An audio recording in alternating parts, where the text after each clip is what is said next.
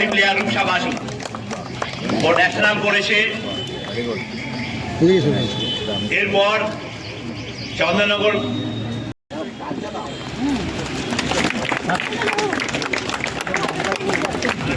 এরপর দীপাঞ্জন গুহ মহাশয়, ধন্যবাদ।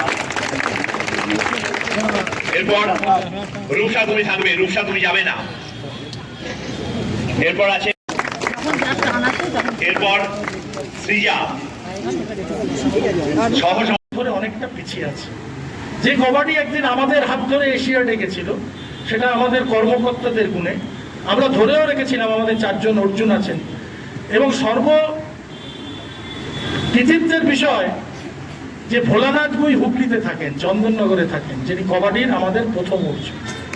শুধু তাই নয়, ভারতবর্ষের খেলাধুলোয় রাজনীতি ছিল, রাজনীতি আছে, রাজনীতি থাকবে। আমি আপনি গলা ফেটালেও রাজনীতির বাইরে আমরা কেউ যেতে পারবো না, এখনো সেই জায়গায় আমরা পৌঁছই। তো সুতরাং সদানন্দ সেঠি, আমি তাকে ছোট করব না, তিনি অনেক বড় প্লেয়ার মহারাষ্ট্রের। তিনি প্রথম কবাডির অর্জুন পেয়েছিলেন, কিন্তু ওটা ভোলানাথ গুইয়ের নামেই লেখা ছিল, কারণ উনি 2টো ইভেন্টে ন্যাশনাল করেছেন এবং যার রেকর্ড মিলখা সিং কেন কেউ ভাঙতে পারে। এখনো পর্যন্ত তিনি জীবিত আমাদের মধ্যে আছেন, কিন্তু বার্ধক্যজনিত রোগে মাঠে আসতে পারেন না। কিন্তু কবাডির খবর পেলে, কবাডির লোক দেখলে এখনো তার কিন্তু মনটা উৎসুক হয়ে ওঠে, তিনি মাঠে যাবেন। যাই হোক, এইরকম একটা পবিত্র মাটি বলে আমি মনে করি হুগলি চন্দননগর, যেখানে অজস্র প্লেয়ার, অজস্র, গোটা রেল, গোটা যত সার্ভিস টিম আছে, পুলিশ, দেখবেন শুধু হুগলি চন্দননগরে প্লেয়ার। আমরা যেরকম গর্ববোধ করি, আমরা আক্ষেপও করি। আক্ষেপটা কোথায়? আক্ষেপ চন্দননগরের এই মাঠগুলোতে ইনডোর কোর্ট নেই, ম্যাট নেই, ছেলেমেয়েরা ম্যাটে প্র্যাকটিস করতে পারে না। আমরা এতটা আর্থিক দিক দিয়ে পিছিয়ে যে আমরা দেখতেই প্রো কবাডি লিগ হচ্ছে, সেখানে সব বাংলার বাইরের ছেলেমেয়েরা খেলছে, কিন্তু বেঙ্গল ওয়ারিয়ার্স খেলছে। এটা আমাদেরকেও প্রচণ্ড আঘাত করে, কারণ আমরা ওই সেই জায়গায় যেতে পারছি না। আমরা এবছর ঠিক করেছিলাম সিনিয়র ন্যাশনাল থেকে ফেরার পথে যে বাংলার ছেলে মেয়েদের যদি তুলে ধরতে হয়, তাহলে তাদের যেখানে যেখানে অসুবিধা, যে গ্রাম বাংলা থেকে ছেলেপুলেরা এসছে, আমরা অনেকেই খবর রাখি না। ডাক্তার এখানে এনেছিলাম অ্যাপেলো, ইন্টারভিউতে বলছে 9:30 10টার আগে মা কিছু দেয় না। মা হয়তো দিতে পারে না, মা হয়তো খেতে দিতে পারে না। আমরা একটা কার্ড বানিয়ে দিয়েছি এবং সেখানে তাদের বলেছি যে আমরা অনেকে বলি পুষ্টিকর খাদ্য খাবি, দুধ খাবি, ছানা খাবি, এটা খাবি, ওটা খাবি। মা আনবে কোত্থেকে? সেটা তো ভেবে দেখতে পারিনি এখন। আমাদেরও অক্ষমতা, আমারও অক্ষমতা। আমি গাল ভরা প্রেসিডেন্ট না, আমারও অক্ষমতা, আমি পারিনি করতে, কিন্তু চেষ্টা চালিয়ে যাচ্ছি। আমরা ওদের একটা দিশা দিচ্ছি। আর 248 জন প্লেয়ার এইখানে এসেছিল, আন্ডার-16, আন্ডার-20। আমরা প্রথম 100 জনের উপরে এটা ধার্য করেছি। পরবর্তী ক্ষেত্রে আমরা আরো 100 জনের উপরে করব এবং আমরা একটা চেষ্টা করছি, যেরকম আমরা একটা রেসিডেন্সিয়াল ক্যাম্প করি ন্যাশনাল আগে, ওটাতে আমরা কি করে এই ছেলে মেয়েগুলোর বাড়ি অবধি খাবার দিতে পারি। শুধু এখানে টিফিন দিয়েছি, ভালো ডিম কলা 7 দিন খেলো, তারপরে তো বাড়িতে ফিরে গিয়ে আমরা একটা ব্যালেন্স ডায়েট করে দিচ্ছি, যে আমাদের বাড়িতে যেটা পাওয়া যায় রুটি ভাত, তার মধ্যে এরা তো অনেকে বোঝেন না, মারাও তো বোঝেন না যে কোনটা খেলে আমার বাচ্চার বেনিফিট হবে। কারণ সর্বভারতীয় স্তরে উত্তর ভারত এবং পশ্চিম ভারতের সাথে যদি লড়াই করতে হয়, তাহলে আপনার স্বাস্থ্যটাই সম্ভব, এবং ওই স্বাস্থ্য না থাকলে আপনি কোনো জায়গায় স্কোর করে আসতে পারবেন না। তো এই জন্যে আমি ছোট্ট করে একটু বললাম, এইটার জন্যই আমাদের এই সামার ক্যাম্পটা। আর আমি মাননীয় বিধায়কদের পেয়েছি, হাত জোড় করে তাদের কাছে বিনম্র নিবেদন করব, আপনাদের যতটা সাহায্য আছে। দেখুন, এত সুন্দর মাঠ, একটা ইনডোর কোর্ট নেই, আলো নেই, এই রোদ্দুরে এরা প্র্যাকটিস করতে পারে না ভালো। যদি আমরা তাদেরকে ইনফ্রাস্ট্রাকচার করে দিতে পারি, তাহলে আমি নিশ্চিত ওরা কিন্তু আপনাদের ফসল দেবে। এবং বাংলায় প্রচুর তরুণ প্রতিভা আছে, যারা আগামী দিনে বাংলাকে রিপ্রেজেন্ট করে ভারতবর্ষ থেকে সোনা রূপো এনে দেবে, অতীতে যেরকম দিয়েছে। মাঝে একটা গ্যাপ হয়ে গেছে, আমার বলতে কোনো দ্বিধা নেই, এটা কোনো রাজনীতির ব্যাপার না। ব্যাপার হচ্ছে যে খোঁজ খবর ওনারা নেবেন, ওনারা এসছেন, ওনাদের স্টাডি করবেন, দেখবেন যে যে মানুষ ন্যাশনালে যায় না তিনি টাকা পান, তাকে সাহায্য করা হয়। ভোটের জন্যে অলিম্পিক অ্যাসোসিয়েশন গঠিত হয়। এই খবরগুলো নিলে ওনারা পরবর্তী ক্ষেত্রে জানবেন। যদি আমাকে ডাকার প্রয়োজন হয় ডাকবেন, আমি বলে দেব। সুতরাং আমরা যদি প্রপার, আমরা বেসরকারিভাবে আমরা চেষ্টা করছি এদেরকে আপলিফ্ট করার, এবং কত প্রতিকূলতার মধ্যে গত 25 থেকে 28শে ডিসেম্বর দীর্ঘ 15 বছর পরে একটা ন্যাশনাল করতে পারলাম দমদমে, জুনিয়র ন্যাশনাল আন্ডার-20। এবং তাতে আমার কবাডি অ্যাসোসিয়েশনের লোক ছাড়া, আর ওই লোকটাকে আমি প্রণাম করি দূর থেকে, যে ও 2006 থেকে আমার পাশে আছে। আমি বাংলাদেশে টিম নিয়ে গেছি, একবার কিছু বললেই বলবে আপনি এগিয়ে যান, আমি দেখে নিচ্ছি। তো উনি আমার পাশে দাঁড়িয়েছিলেন, আর আমার এই সংগঠকরা দাঁড়িয়েছিল।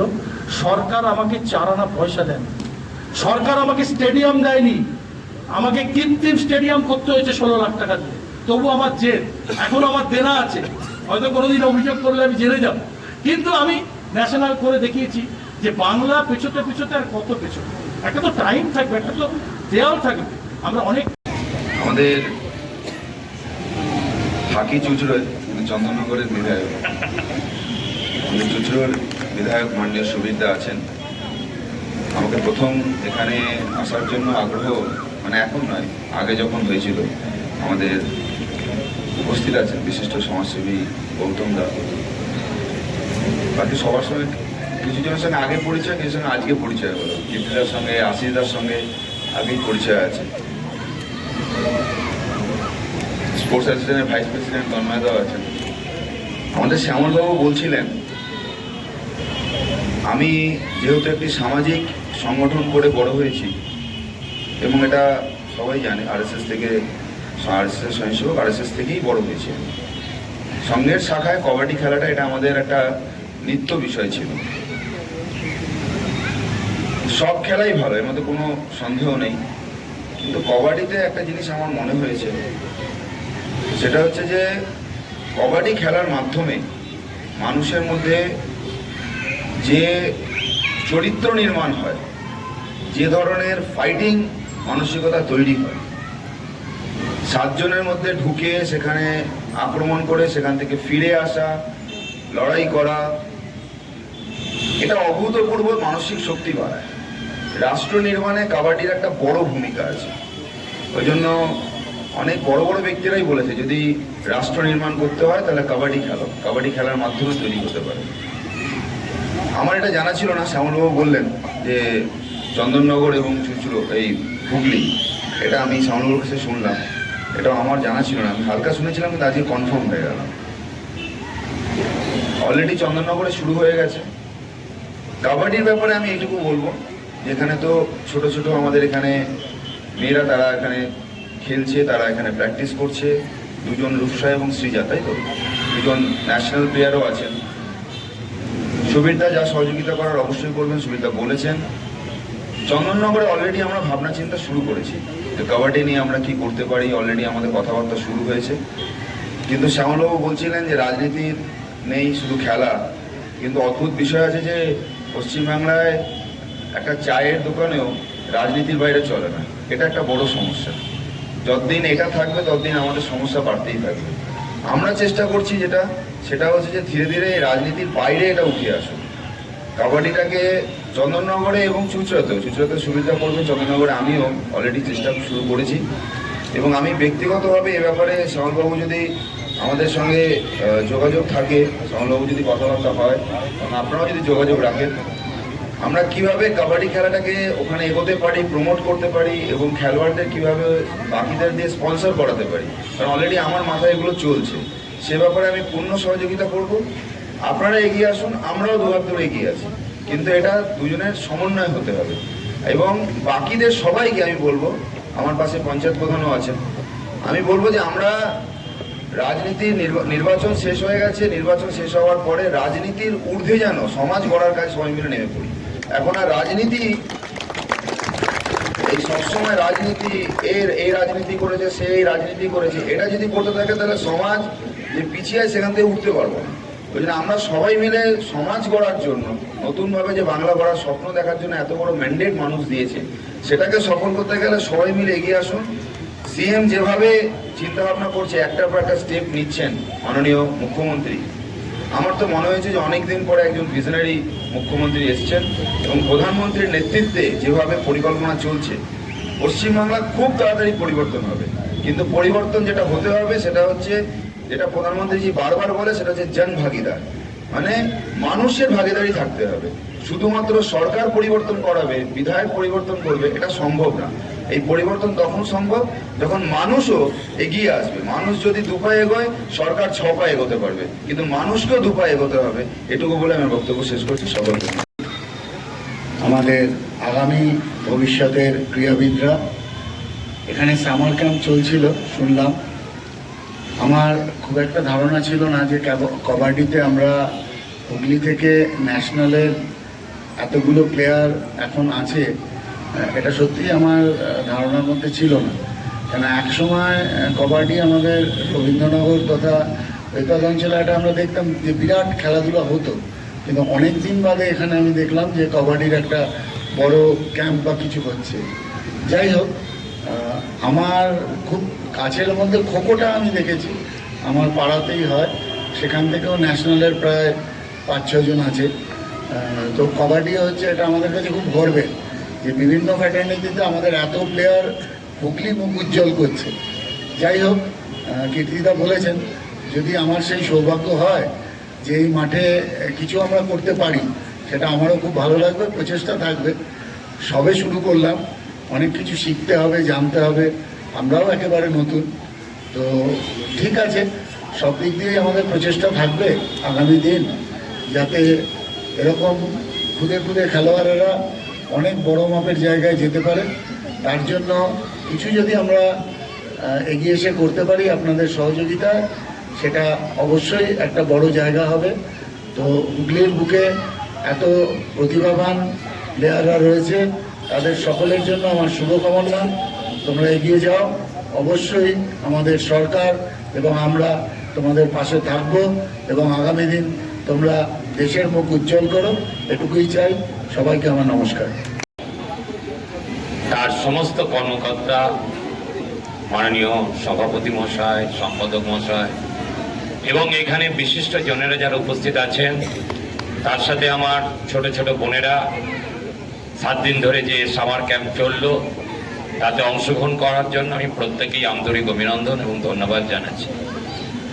তার সাথেও যুব সংঘ ক্লাবকে আমি আরও ধন্যবাদ জানাচ্ছি। বিগত মাস 6 আগে আমরা একটা নরেন্দ্র কাপ ফুটবল করেছিলাম মহিলাদের। তখন চুঁচুড়া শহরে অনেক মাঠের জন্য আমরা চেষ্টা করেছিলাম যাতে সেই মাঠে অরাজনৈতিকভাবে নরেন্দ্র কাপ ফুটবল খেলা আমরা করতে পারি। কিন্তু দুঃখের বিষয়, আমি কচবাস থেকে এসেছি, আমার নাম সাইনা। আমি হাওড়া থেকে এসেছি। আমি এখানেই থাকি। আমার নাম অঙ্কিতা দাস, আমি চাকদা থেকে এসেছি। খুশিতা ভদ্র, আমি বগুড়া থেকে এসেছি।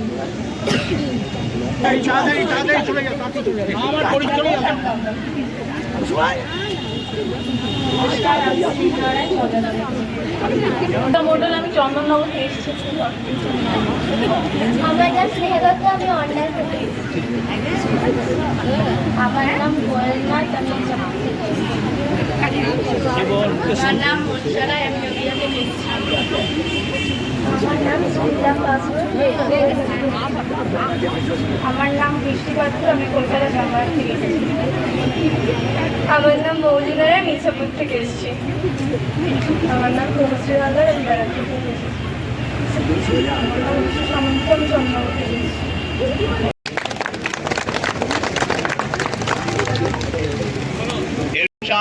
বোস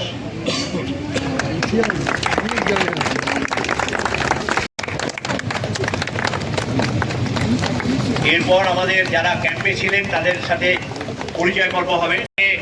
সৃজা রয় বরণ করবেন পুষ্পস্তবক দিয়ে।